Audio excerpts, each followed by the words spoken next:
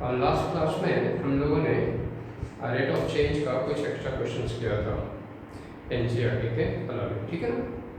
6 question मैंने कराया था उसके लास्ट लेक्चर में। आज हम लोग उसी को आगे बढ़ाएंगे, कुछ और इम्पॉर्टेंट क्वेश्चंस करेंगे, ठीक है ना, जो सीबीएसई के पॉइंट ऑफ व्यू से इम्पॉर्टेंट है। तो देखें, ये क्वेश्चन नंबर 7, 6 क्वेश्चन मैंने पहले करा रखा है, ठीक है ना। 7 कह रहे kite is moving horizontally at the height of 151.5 metre.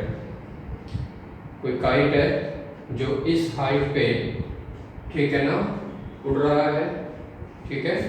If the speed of kite is 10 meter per second, अगर काइट की स्पीड जो है वो दे रखा है 10 मीटर पर सेकेंड है, how fast is the string being laid out, किस तरीके से धागा को छोड़ा जाए, ठीक है। जब आप पतंग उड़ाते हैं देखते होगे, या तो आप उसको इस तरह से लपेट रहे होते हो तो काइट नजदीक आता है, या फिर उसमें ढील दे रहे होते हो, ठीक है। तो क्वेश्चन में इसमें कह रहा है कि how fast is the string being let out, छोड़ा जाए, ठीक है ना। When the kite is 250 meter away from the boy, ठीक है। यानी कि अगर कोई बॉय यहाँ पे है और काइट यहाँ पे है, तो इसकी बेस का डिस्टेंस दे रखा है अभी 250 मीटर, ठीक है। यहाँ पे बॉय खड़ा है। आगे ये भी कह रहा है कि the height of the boy is 1.5 meter. तो ये बॉय की हाइट है, मान लीजिए ये हमारा बॉय है, ए बी कुछ भी ऐसा मान लिया, और ए आपका काइट है, इस तरह से उड़ा रहा है, ठीक है। उसी को हमने यहाँ पे फिगर में दिखाया। क्वेश्चन समझ में आ गया ना सभी को? क्वेश्चन फिर से एक बार मैं रीड कर देता हूँ ताकि आप समझ जाएं कि एक काइट इज मूविंग हॉरिजॉन्टली, ठीक है। कुछ हाइट के जाने के बाद जो काइट है वो हॉरिजॉन्टली मूव कर रहा है ऐसे, ठीक है। पहले तो काइट ऐसे जा रहा होता है, लेकिन आफ्टर सम टाइम जो कांस्टेंट हो जाता है तो ऐसे मूव कर रहा है अकॉर्डिंग टू दिस क्वेश्चन। और उसकी स्पीड भी दे रखा है कि जो मूवमेंट है उसका वो 10 मीटर पर सेकंड है। क्वेश्चन में ये पूछ रहा है कि how fast is the string being let out, किस स्पीड से धागा को छोड़ा जाए when the kite is 250 meter away from the boy, ठीक है, हु इज फ्लाइंग, जो उड़ा रहा है, flying the kite. The height of the boy is what 1.5 meter. तो उसी को हमने यहाँ पे फिगर में दिखाया है, ठीक है। फिगर में ये हमारा बॉय है ए बी, ये इस तरह से उड़ रहा है, काइट यहाँ पे है, बॉय यहाँ पे है, बॉय का हेड यहाँ पे है, ठीक है ना। ये काइट का पोजीशन है जो 250 मीटर अवे है, कहाँ से? बॉय से, ठीक है। इसकी actual height from the ground 151.5 meter है। क्योंकि बॉय का हाइट 1.5 मीटर है, इधर भी ये 1.5 मीटर हो जाएगा, तो ये लेंथ क्या बच जाएगा, ये हाइट क्या बच जाएगा, that is what 150 meter. Clear? इसको हम हटा लेंगे 151.5 से, तो ये बच जाएगा हमारा 150 मीटर, ठीक है। ये काइट जो है ना वो ऐसे हॉरिजॉन्टली अब जा रहा है ऐसे, इसी को हमने इधर दिखाया है, ठीक है। अब इस तरह से हॉरिजॉन्टली मूव कर रहा है। इसका रेट ऑफ चेंज दे रखा है, इसको हमने सपोज कर लिया है x। क्या सपोज कर लिया है? x, एंड dx upon dt is given what 10 meter per second. अगर ये x है तो इन दिस फिगर ये भी x होगा, ठीक है। That is given what 10 meter per second. You have to find dy upon dt। कह रहा है ना कि किस रेट से धागा छोड़ा जाए, ठीक है ना। dy upon dt you have to find out. इसका लेंथ अभी बताया मैंने क्या आ गया है 150 meter, and y is given 250 meter, it's given and you have to find this value. Clear? Now come to in triangle E B and D। इस triangle में राइट एंगल ट्रायंगल है, इस ट्रायंगल में अगर हमने पाइथागोरस यूज कर दिया तो जरा देखें ये वैल्यू क्या हो जाएगा, x² प्लस 150² इक्वल टू 250²। यहाँ से x की वैल्यू जो है वो 200 मीटर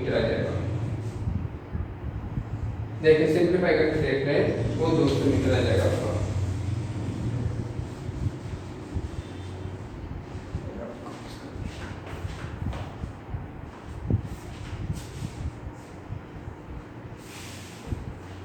ठीक है, ये वैल्यू हमने निकाल लिया कि आफ्टर द डेरिवेटिव अगर मुझे x की वैल्यू रह जाएगा तो उसकी वैल्यू हम पुट कैसे करेंगे। ठीक है ना,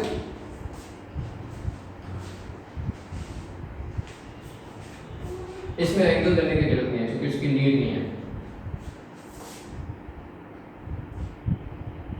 देखिए यहाँ पे इसी पाइथागोरस का यूज करके मैं वैल्यू को फाइंड आउट करूंगा, that is x square plus 150 square equal to y square. छोटा सा बात दिमाग में आएगा बेटा, ठीक है सर आपने यहाँ x स्क्वायर लिखा, इसको आपने कांस्टेंट में लिख दिया, यहाँ y स्क्वायर लिख दिया, इसे क्यों नहीं आपने चेंज कर दिया, या फिर x की वैल्यू भी 200 है, y की वैल्यू 250 है, तो उसमें से किसी एक वैल्यू को आपने यूज क्यों नहीं किया। देखो ये दोनों ही वेरिएबल है, ये भी वेरी कर रहा है, ये भी वेरी कर रहा है, लेकिन ये कांस्टेंट है जो कि मेंशन किया हुआ है कि इसी हाइट पे उड़ रहा है, हाइट का रेट ऑफ चेंज नहीं हो रहा। हाइट एक कांस्टेंट हाइट बता दिया कि इस हाइट के बाद वो हॉरिजॉन्टली मूव कर रहा है। ठीक है ना, इस हाइट पे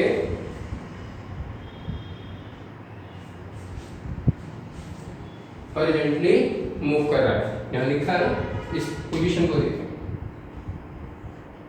ठीक है, इसलिए हाइट में कोई फर्क नहीं पड़ रहा, इसलिए हाइट को हम सीधा सीधा यूज कर देंगे क्योंकि उसमें कोई वेरिएशन नहीं है। लेकिन इसमें और इसमें वेरिएशन है, इसलिए इसका वैल्यू जो है आफ्टर द डेरिवेटिव ही हम यूज करेंगे। ठीक है ना, now differentiating with respect to t, ये क्या आ जाएगा 2x then dx upon dt, ये 0 हो गया, it is 2y and dy upon dt, 2 cancel out. x की वैल्यू अब हम पुट कर देंगे यहाँ पे, x क्या आया था 200, dx अपॉन dt दे रखा था 10, y is what here 250, dy upon dt you have to find out, then dy upon dt equal to 200 into 10 upon 250, 50 से कट गया तो ये 4, ये 5, ये यहाँ से कट, ये 8 आ गया metre per second. Will be the answer, यही आंसर है बेटा, इसको ठीक से देख लें, समझ लें। ठीक है ना, क्वेश्चन इंपॉर्टेंट क्वेश्चन है।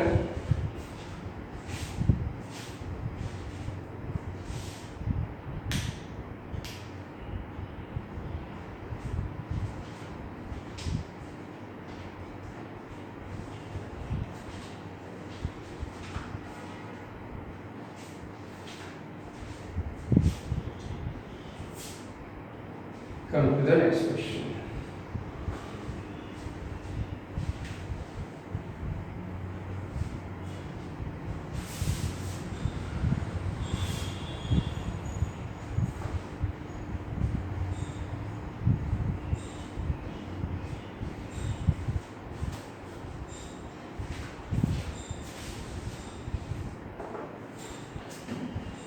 देखिए अगला question, question number 8,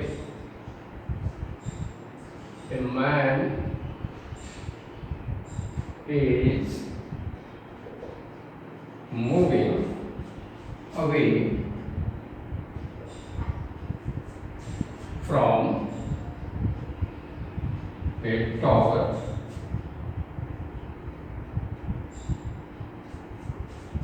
that is 41.6 meter high at the rate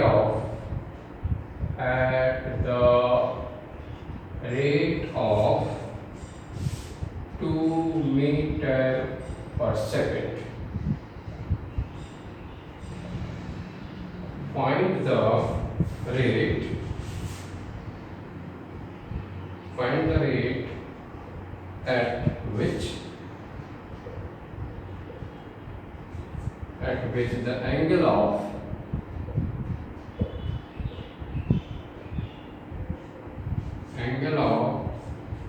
elevation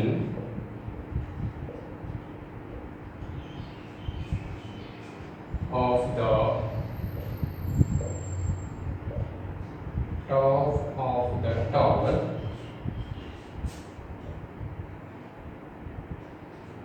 is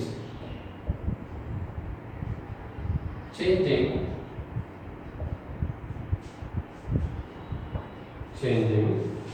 when he is at a distance of 30 meters from the foot of the tower.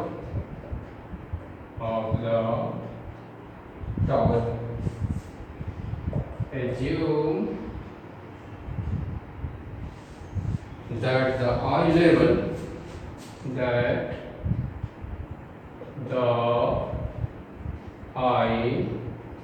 level of the man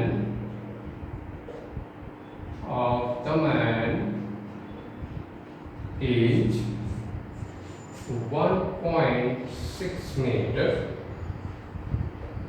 from the ground. ठीक है, देखें इस question में भी कह रहा है कि man is moving away from a tower, तो हमने मान लिया कि ये कोई टावर है, ठीक है। यहाँ से मैन इस डायरेक्शन में जा रहा है अवे फ्रॉम द टावर, और टावर की हाइट दे रखा है 41.6 मीटर, ठीक है, और जो मैन की हाइट है वो है 1.6 मीटर। इस तरीके से मैन जो है वो 1.6 मीटर है, तो PQ तो टावर का हो गया, और इसको हमने नाम दे दिया E, यहाँ दे दिया हमने B and C, ठीक है। वो इधर की ओर जा रहा है अभी, तो ऐसे बढ़ रहा है, ठीक है। Man is moving away from a tower which height is 41.6 meter high at the rate of 2 meter per second. ये हमने मान लिया कि वो x है, तो dx upon dt is given 2 meter per second, 2 meter per second ये दे रखा है। एंगल ऑफ एलिवेशन, अब ये देखो ये एंगल बनाएगा यहाँ पे, ठीक है। मान लो किसी टाइम पे मैन का पोजीशन यहाँ पे है, तो यहाँ से वो एंगल टावर की ओर देखेगा, तो एंगल यहाँ पे बनेगा, that is angle of elevation. At any instant हमने मान लिया उसका पोजीशन यहाँ पे है उस आदमी का, ठीक है, जिसकी हाइट दे रखा है 1.6 मीटर, और यहाँ से वो टावर की ओर देख रहा है, तो इसका angle of elevation at the I level क्या हो जाएगा, थीटा अकॉर्डिंग टू दिस। हमने ऐसा सपोज कर लिया कि एंगल ऑफ एलिवेशन जो है that is what, theta, at a distance of 30 meter from the foot. ये जो पोजीशन है इसका वो कितने मीटर पे है, 30 मीटर पे। Assume that the eye level of the man is 1.5 this। अब पूछा क्या है हमारा कि find the rate at which the angle of elevation, and you have to find d theta upon dt is what। yes, सीधा ऐसे find this, ये निकालने को कहा जा रहा है।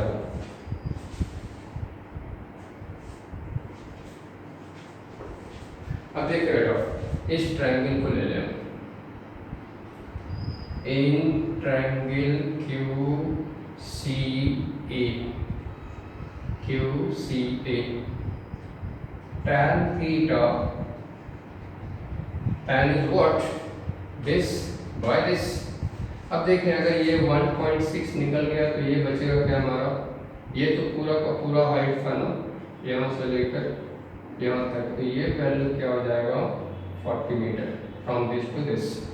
QA की वैल्यू जो है वो 40 मीटर हो जाएगा, and that is 40 by x। तो x की वैल्यू यहाँ से 40 cot थीटा आता हुआ दिख रहा है, 40 cot थीटा, ठीक है।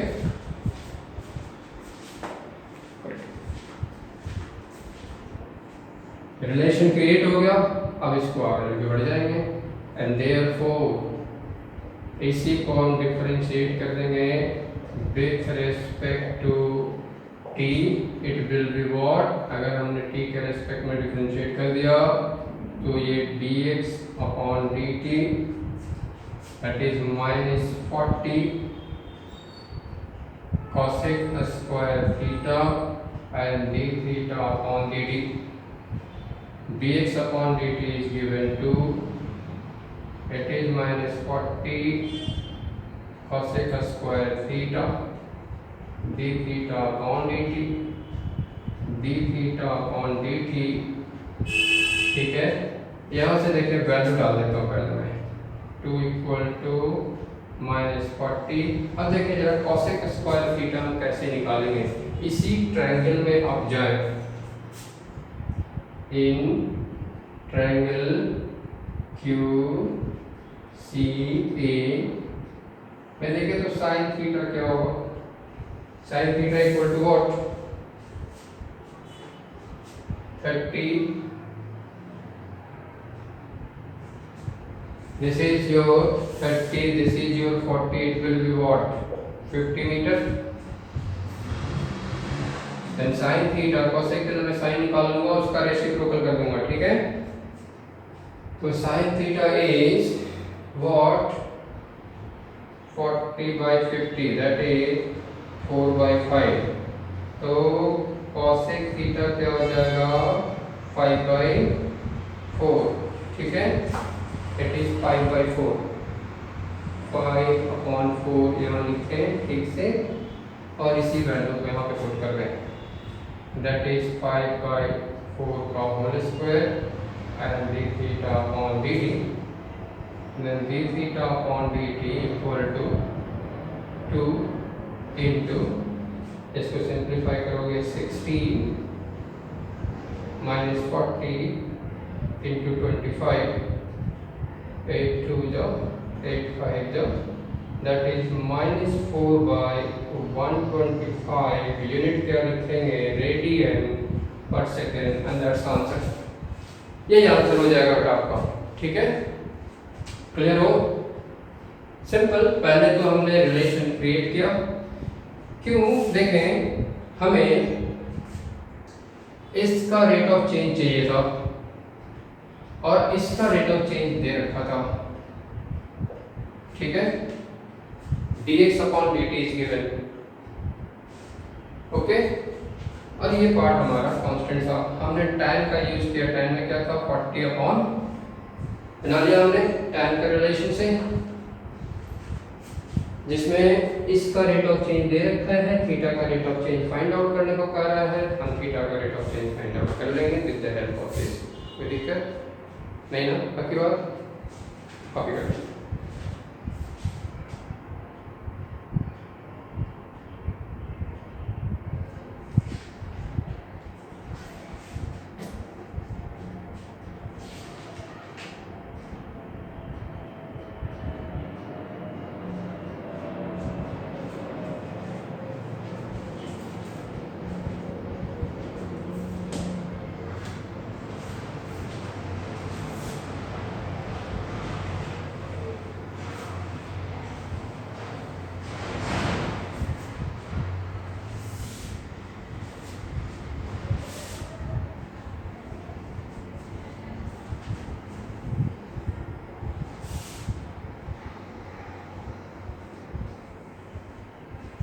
देखिए next question. The question is question number 9.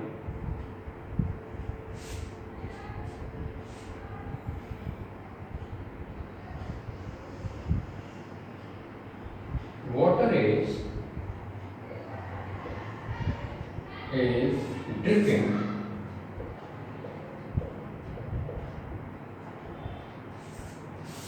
out from a conical vessel, conical funnel of semi-vertical angle,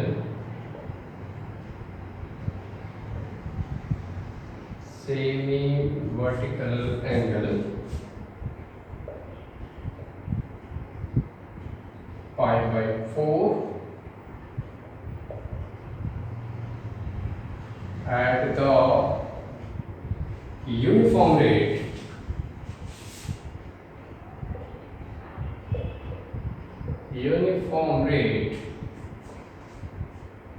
of 2 centimeter square per second in its surface area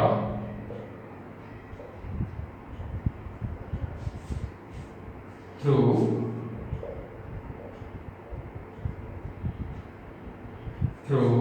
a tiny hole at the vertex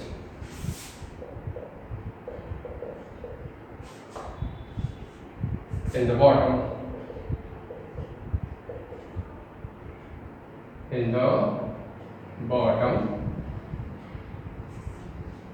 when the slant height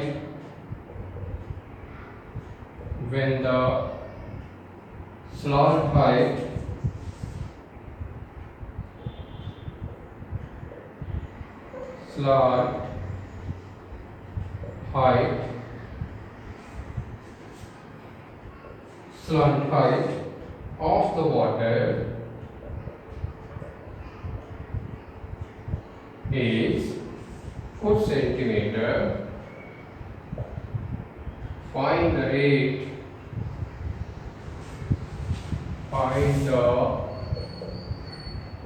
rate of decrease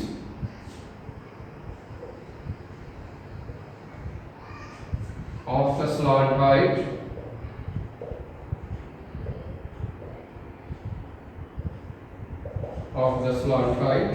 of the water.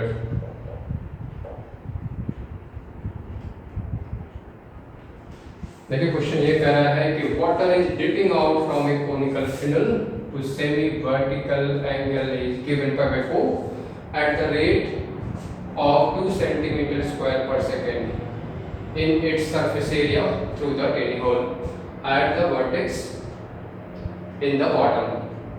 When the slant height of the water is 4 centimeter, find the rate of decrease of the slant height. आपको rate of decrease of slant height निकालने को कह रहा है. देखो सबसे पहले figure बनाता हूँ मैं इसका और फिर फिगर से इसको समझने की कोशिश करेंगे. ये आपका कॉनिकल फिनल है, ये मान लिया इसका वर्टेक्स है ए बी सी और यहाँ पे मैंने पॉइंट दे दिया डी. ये एंगल दे रखा है आपको पाई by 4 semi vertical angle, that is what pi by 4. ठीक है. इसमें देखिए गिवन क्या है,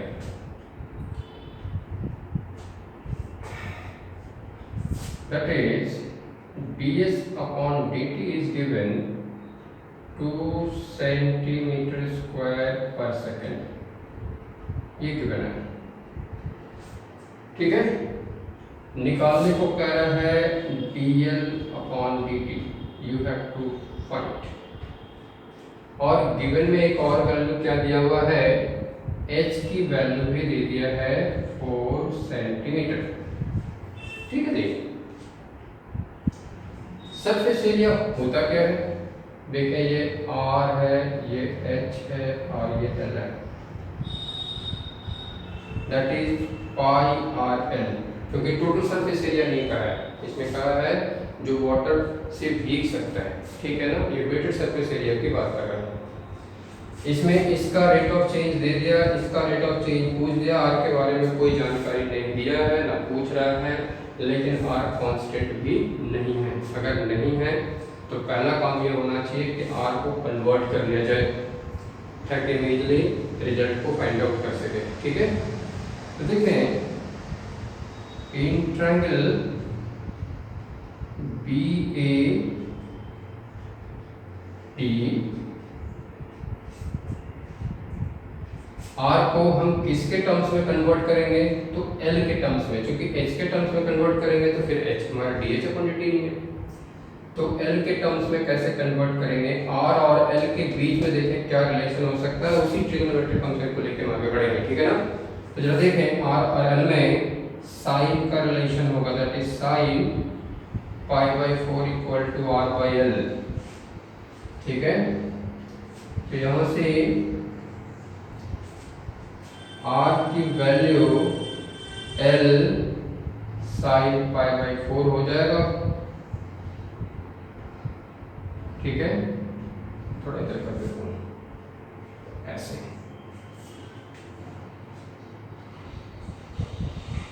are equal to L sine pi by 4, this implies that R equal to L into 1 by root 2 डालोगे तो ये एल बाई रूट 2 आ जाएगा, और फिर हम एस की वैल्यू पाई आर एल लेके बढ़ेंगे, ठीक है। And S equal to pi R की वैल्यू एल बाई रूट 2 और ये रहा एल जो हो जाएगा pi by root 2 L square. Not differentiate, अब डिफरेंशिएट करेंगे क्योंकि इसका रेट ऑफ चेंज गिवन है और इसका रेट ऑफ चेंज निकालने को कह रहा है, जो इजीली फाइंड आउट कर लेंगे, ठीक है ना।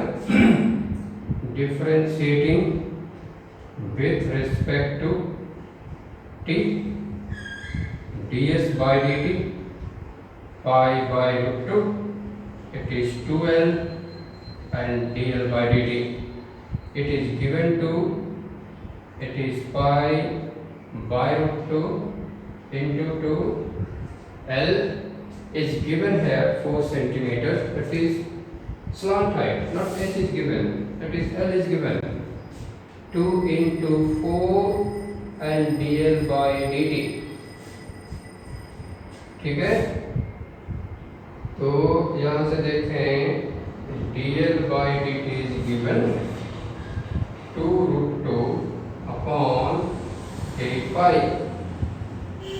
it will be root 2 by 4 pi, unit हमारा इसमें क्या है सेंटीमीटर पर second will be the answer, ठीक है। यहाँ पे h नहीं होकर थर्ड है, ठीक है ना, क्लियर, कोई दिक्कत, ठीक से इसको देख लें।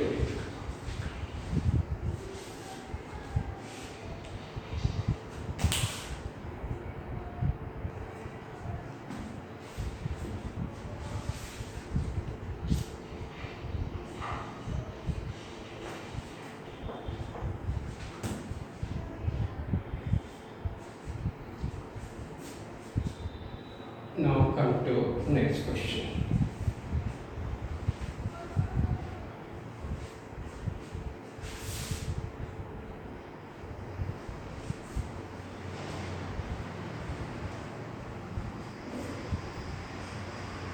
Question number 10.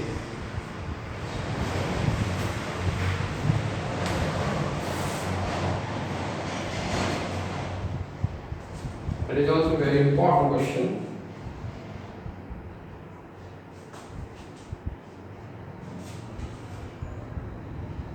Question 8. An Air Force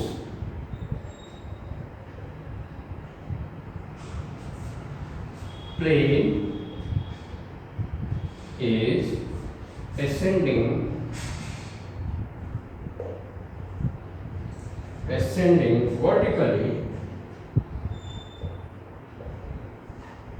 vertically at the rate of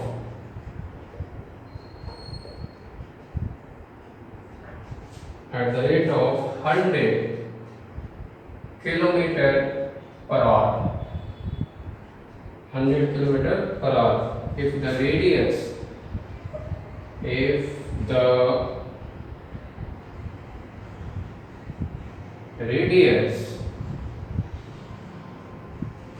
of the earth is r kilometer, how fast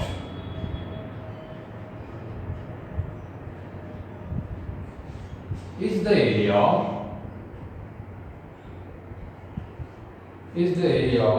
of the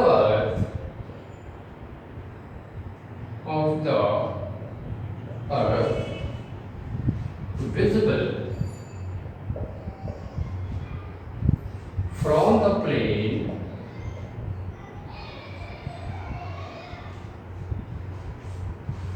increasing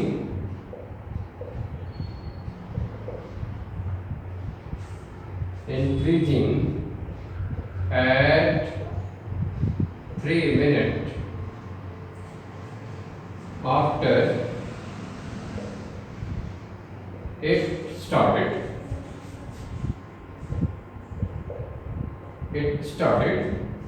ascending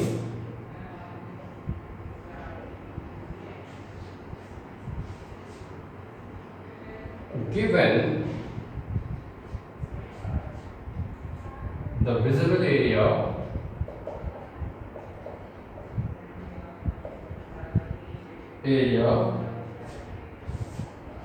at high pitch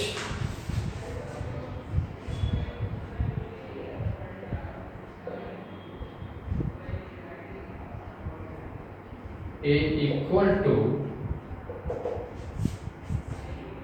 2 pi r square h upon r plus h.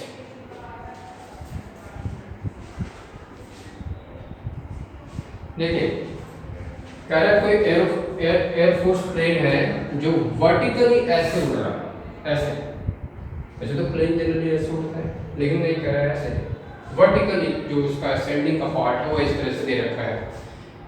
An air force plane is ascending vertically at the rate of 200 km per hour. If the radius of the earth is r kilometer, how fast the area of the earth? जैसे देखिए बेटा कि जैसे जैसे हम plane की height ऊपर उड़ेगा, ठीक है ना, बेशक हम ऐसे भी प्लेन अगर उड़ाते हैं तो देखें इसका हाइट बढ़ता जा रहा है ना, पहले यहाँ था ऐसे ऐसे ऐसे ऐसे ऐसे, तो ये जो रेट है ना ये धीरे धीरे जो ऊपर जा रहा है प्लेन, उसका रेट ऑफ चेंज दे रखा है, that is given 100 kilometre per hour. Solution में आते हैं.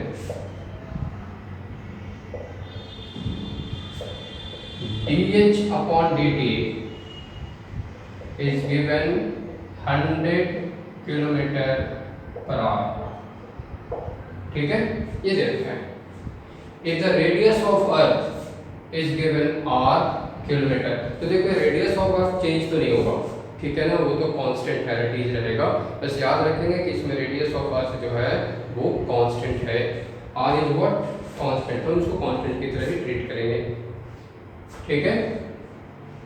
क्वेश्चन में ये कह रहा है कि the earth is kilometer, how fast the area of the earth visible from the plane increasing at 3 minutes after it started. 3 minute ऊपर जाने के बाद प्लेन से देखता है वो कि कितना एरिया विजिबल होगा. देखिए जैसे जैसे हाइट बढ़ेगा आपका एरिया जो है वो ज़्यादा विजिबल होता चला जाएगा. वैसे भी देखें ना, कभी आप छत पे चले जाए तो ज़्यादा दूर दिखाई देता है, आप 5th फ्लोर पे चले जाएं ज़्यादा दिखाई देगा, और मल्टी स्टोरी पे चले जाए ऊपर और भी ज़्यादा दूर तक आप देख सकते हो. ये विजिबल एरिया है. विजिबल एरिया का मतलब जो आप देख पा रहे हो, ठीक है ना. तो पहले ये तो पता कर लें कि आफ्टर 3 मिनट से कितना हाइट अचीव कर गया होगा. देखें इन 60 मिनट में 100 किलोमीटर पर आवर का मतलब क्या हुआ, 60 मिनट में 100 किलोमीटर ऊपर चला जाता है वो, ठीक है ना, ऊपर चला जाता है. इन 60 मिनट इक्वल टू 100 किलोमीटर है। तो देयरफॉर 1 मिनट में क्या होगा 100/60 किलोमीटर एंड देयरफॉर 3 मिनट में कितने हाइट पे आ जाएगा वो 100/60 इंटू 3 किलोमीटर। ठीक है 20 और ये आ गया 5 किलोमीटर, यानी ये हाइट अचीव कर लिया और वहां से वो देख रहा है। ठीक है तो कह रहा है किस रेट से विजिबिलिटी होगी। अब हम रेट पे जाएंगे। एरिया हमारा क्या है गिवन 2πr² एंड h/, और इसे डिफरेंशिएट करेंगे। Differentiating with respect to t dA/dt। देखें यहाँ पे 2πr² एक पूरा का पूरा कांस्टेंट है, इसको हम कुछ नहीं करेंगे, अरे छोड़ देंगे। हम इसमें डिफरेंशिएट करेंगे विथ क्वोशिएंट रूल के हेल्प से। ये क्या आ जाएगा dH/dt into r plus h minus h फिर से dH/dt and whole divided by h plus r का होल स्क्वायर। दिख रहा है ये प्रॉपर्ली? ठीक है देखो यहाँ से dA/dt क्या हो जाएगा 2πr²। इसे सिंप्लीफाई करेंगे बेटा तो h dH/dt कैंसिल आउट हो जाएगा। यहाँ बचेगा हमारे पास r dH/dt whole divided by r plus h का होल स्क्वायर। ठीक है अब इसमें आप h की वैल्यू और dH/dt की वैल्यू दोनों की वैल्यू पुट कर दें। ठीक है ये रहा 2πr², ये r³ हो जाएगा। ठीक है और dH/dt की वैल्यू जो है वो दे रखा है 100 किलोमीटर पर आवर और यहाँ पे r प्लस 5 का होल स्क्वायर। ये वैल्यू आ जाएगा आपका 200πr³ and r plus 5 whole square. Unit इसका क्या होगा किलोमीटर स्क्वायर पर आवर, क्योंकि एरिया है तो एरिया का यूनिट क्या होता है स्क्वायर में। ठीक है and that will be the answer. इसको चेक कर लें, ठीक से लिख लें।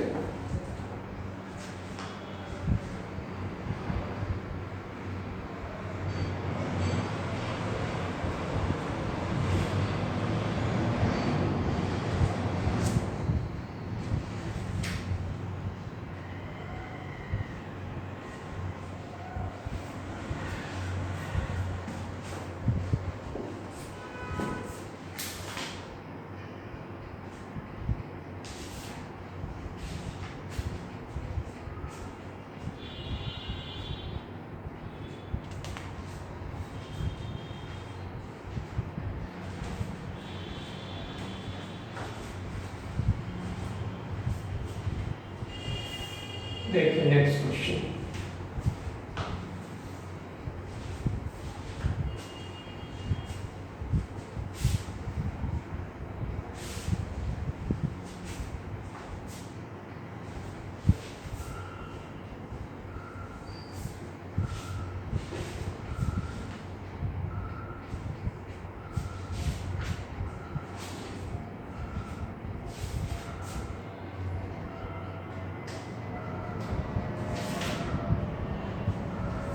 Question number 11.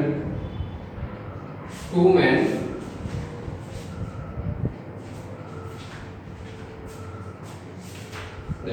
a man is walking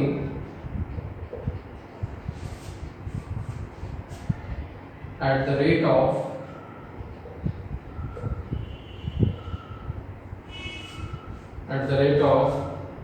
6.5 meter per kilometer per hour towards the foot of a tower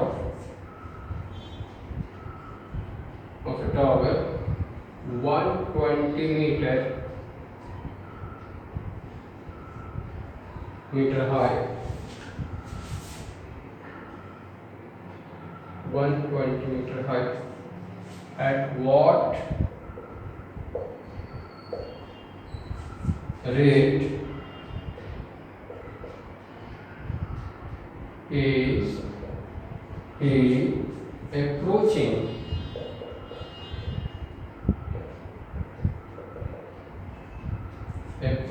the top of the tower when he is 50 meters away from the tower.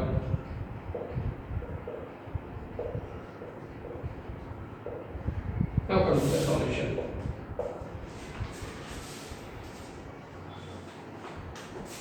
मान लिया ये tower है और इधर की ओर कोई person जो है अप्रोच कर रहा है। टावर का रेट ऑफ अप्रोचिंग का रेट ऑफ चेंज उसने दे रखा, हमने मान लिया ये x है, तो dx अपॉन dt दे दिया है 6.5 किलोमीटर पर आवर।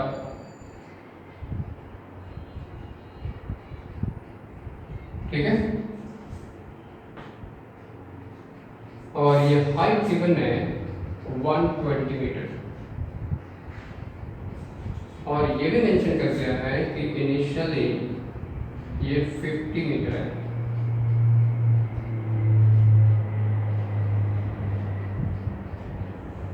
क्वेश्चन में पूछा है कि किस रेट से वो अप्रोच करेगा।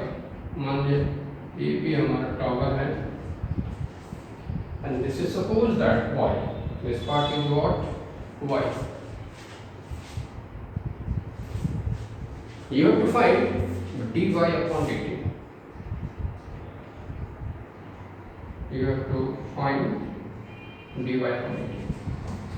dx upon dt दे रखा है, dy upon dt निकालने को कह रहा है।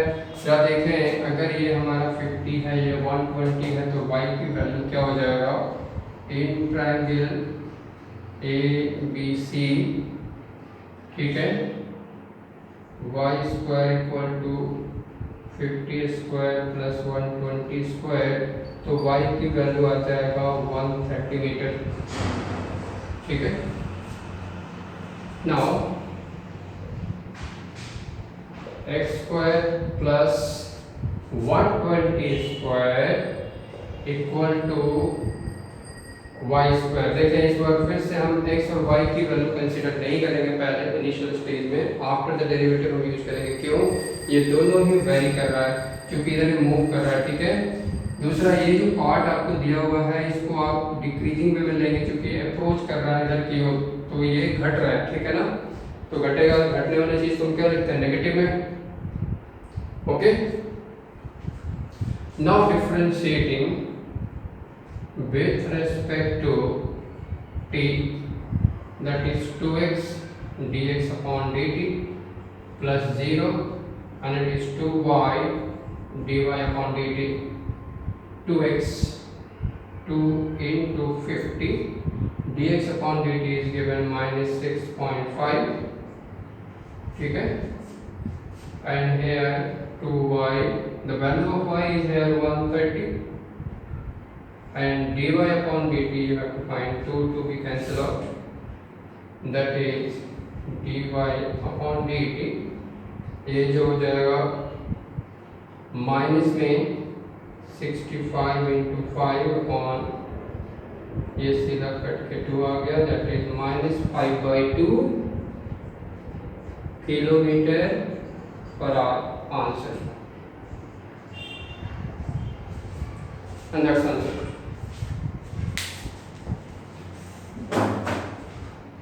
ये कुछ एक्स्ट्रा और इम्पोर्टेंट क्वेश्चंस थे। ठीक है, रेट ऑफ चेंज का जो मैंने कराया है इन सभी क्वेश्चन को आप लोग प्रैक्टिस में जरूर लें, ठीक है, क्योंकि ये क्वेश्चन काफी इंपॉर्टेंट है और एनसीईआरटी से बाहर का है, ठीक है ना। Okay, thank you.